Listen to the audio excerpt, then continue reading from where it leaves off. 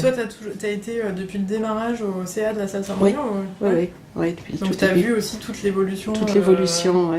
Parce que du coup, Accueil Goutte d'Or était déjà créé à l'époque ou Alors c'était une antenne du Secours catholique à l'époque, mais malgré tout, on faisait partie du conseil d'administration de la salle Saint-Bruno. On était délégués par le Secours catholique pour ça, tu vois. Mais on faisait partie en tant qu'Accueil Goutte d'Or, pas en tant que représentant du Secours catholique. Ça a toujours été un lieu où les gens se sont retrouvés pour des actions de militance. Ou de fête, hein, les deux, tu vois, donc lieu de rencontre, lieu de militance. Et du coup, ça, personne ne voulait le perdre. Et il y avait besoin des locaux. Donc l'idée, ça a été salle Saint-Bruno pour mettre à disposition des locaux et pour que ces locaux puissent servir pour des fêtes pour les habitants, mais aussi pour la vie associative. Parce qu'à l'époque, on avait très peu de lieux associatifs. Le quartier était encore en construction ou en déconstruction pour être reconstruit, mais il n'y avait pratiquement pas de lieu associatif. Donc, moi, quand je suis arrivée, pour le coup, on rénovait les statuts, on revisitait les statuts de la salle Saint-Bruno pour permettre aux habitants de rentrer dans le conseil d'administration, en tant que membre de la salle Saint-Bruno et reconnaître la place du coup soit des usagers, soit des bénévoles dans le CA. Donc, pour moi, c'était un des premiers sujets de travail. Oui, ça avait été une des premières missions. Et moi, je trouve que c'est intéressant, mais ça pose aussi la question de quelle est la place d'un habitant isolé par rapport à un collectif d'habitants. Et comment on équilibre en fait la parole d'un habitant isolé par rapport à un collectif.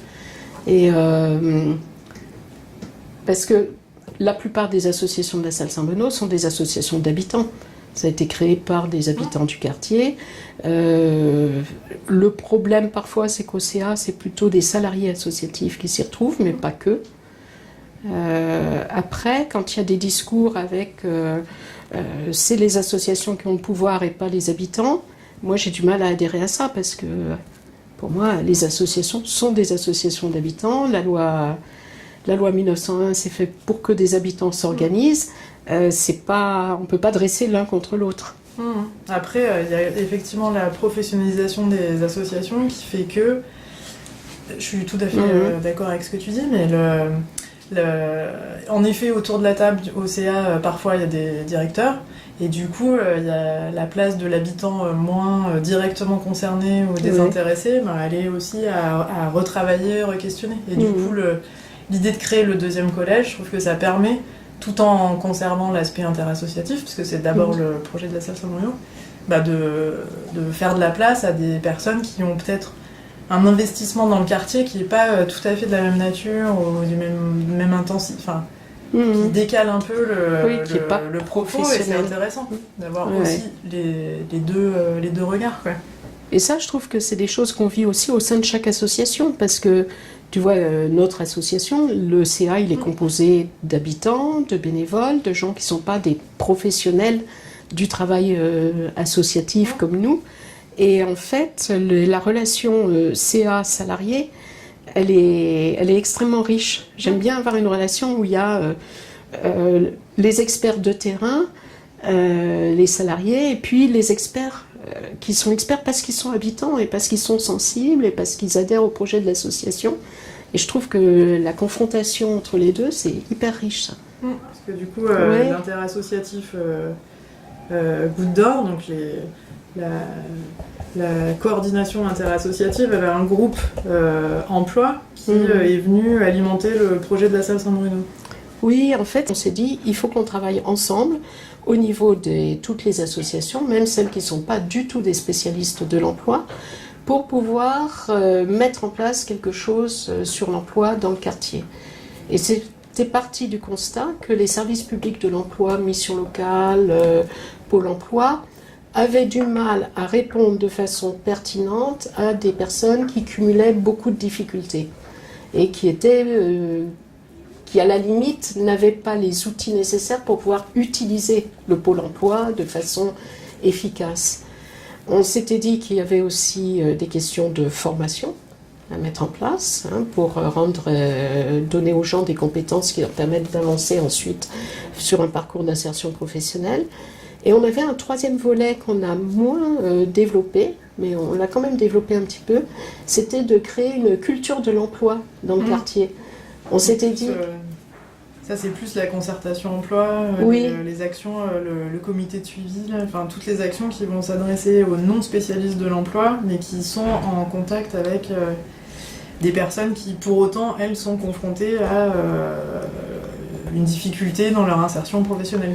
Oui, mais ce qu'on se disait aussi, c'était que souvent l'emploi est vécu pour beaucoup de gens comme une série d'échecs, une série de refus. Hein, ils vont à Pôle emploi, ils ont l'impression de ne pas y être bien traités et de ne pas réussir à trouver un emploi. La mission locale, pareil, où ils sortent du système scolaire sans diplôme, sans rien. Et donc il y a une espèce de représentation un peu négative. L'emploi, c'est pas pour nous, on n'en est pas capable, on peut pas. Et on se disait qu'il fallait valoriser des exemples de personnes du quartier ayant réussi un parcours d'insertion professionnelle. Et on avait imaginé, mais on n'a jamais mis ça en place, mais de faire une espèce de fête de l'emploi avec, par exemple, des personnes qui ont suivi les cours de français, ASL, etc., et puis qui ont trouvé un travail, des jeunes qui ont trouvé une formation puis ont trouvé un emploi. On se disait, voilà, c'est des exemples comme ça de réussite, d'insertion professionnelle qu'il faut pouvoir diffuser pour se dire l'emploi c'est possible. Et je pense que l'intérêt d'un lieu comme l'espace de proximité emploi de la salle Saint-Bruno, c'est d'être aussi à l'intérieur de tout un réseau dans le quartier. C'est ce à quoi tu faisais un petit peu allusion et qui fait que il y a des conseillers emploi à l'espace de proximité emploi, mais qui peuvent s'appuyer sur d'autres compétences qu'ont d'autres acteurs du quartier. Oui, tout à fait. Et pour mieux connaître les besoins des gens, du coup aussi éviter les mauvaises compréhensions en fait de...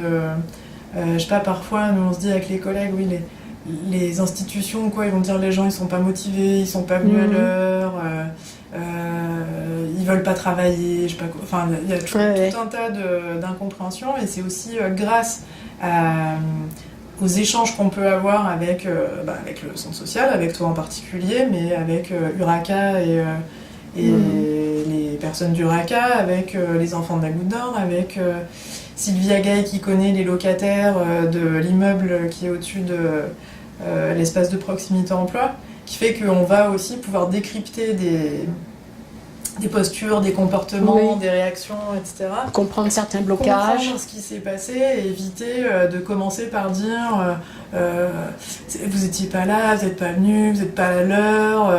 Et du coup, on évite de rompre la relation avec les personnes avant même qu'elle ait commencé. Ce qui se passe, il nous semble parfois, avec d'autres services publics parce qu'on n'a pas bien compris la personne, puisque... on doit faire du chiffre. Parce qu'on doit faire du chiffre, parce qu'on n'avait pas le temps, parce qu'il n'y a pas beaucoup d'espace pour reformuler avec les personnes, etc. Et c'est ça du coup qu'on est arrivé aussi à travailler. Et on l'a travaillé parce qu'il y a le réseau autour pour donner à comprendre et faire savoir quelles sont les problématiques des personnes. Ça, c'est le premier bout de la chaîne, et puis les orienter à l'EPE. Et puis de l'autre côté, c'est quand nous, on ne sait pas sur une situation administrative, sur une prise en charge sociale, sur une aide au logement, sur une fragilité psychologique, il y a tout le réseau des acteurs locaux et qui sont nos voisins, qu'on croise à d'autres endroits, à la fête de la Goutte d'Or, aux réunions interassociatives ou je sais pas quoi. Qui sont aussi là pour relayer l'action du conseiller en insertion. Moi, il y a deux mots qui me semblent importants pour qualifier le travail de l'EPE et le travail qu'on fait ensemble. C'est le mot bienveillance et c'est le mot confiance. Je pense que plus facilement que dans les services publics, à cause des conditions de travail, pas forcément à cause de la qualité des personnes, c'est pas les gens, mais il y a un stress qui fait qu'il peut manquer de la bienveillance.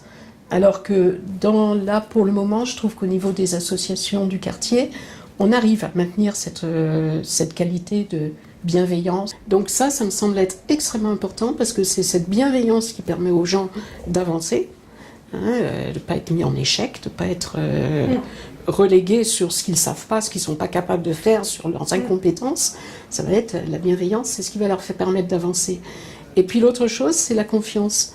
Parce que les personnes aussi font confiance à quelqu'un parce que quelqu'un qu'elles connaissent, on fait confiance à cette personne. Et la confiance, elle se transmet très facilement.